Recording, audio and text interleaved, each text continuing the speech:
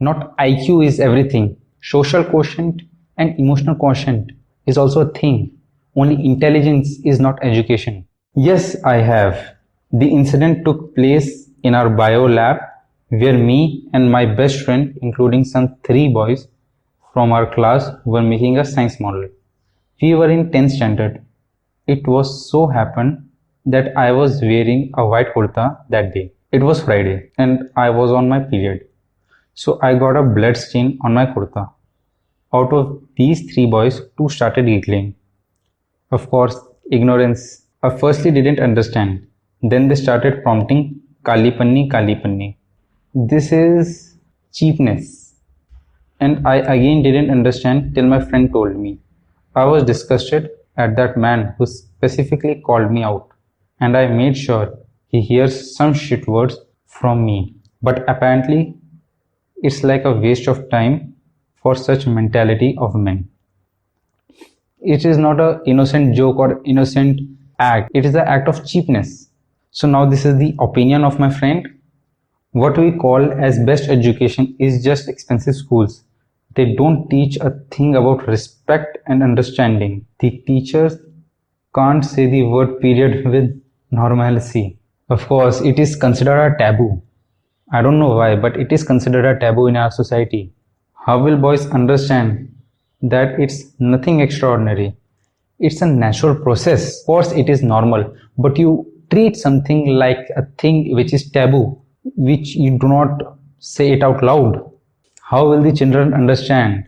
They will consider it something as a taboo or something that had to be made fun of.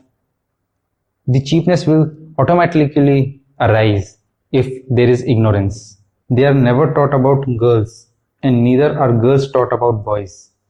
Both the genders are separated from each other in terms of lines, sitting arrangement, etc. etc. How are we, opposite gender, supposed to feel equal? Well, I don't know that why it is still considered a taboo if a girl is talking to a boy. Man, what is this? And girls have their separate rows and boys have their separate rows. A girl cannot sit with a boy. In recess or in lunch breaks, when a girl is talking to a boy, it is not seen as normal. A girl experienced puberty prior to boys. I experienced my puberty in 7th and 8th standard, and we were taught about sex education, which was I guess in 8th standard, in the ending of 8th standard, and the whole sex education was described in one chapter. How can you describe the natural phenomena of science, which even most of the boys have been ending with their puberty, they are starting the lesson? It cannot work that way. Not IQ is everything. Social quotient and emotional quotient is also a thing. Only intelligence is not education. So this is a possible solution in the point of view of my friend. Starts from parents and continues in school. To not segregate is the key.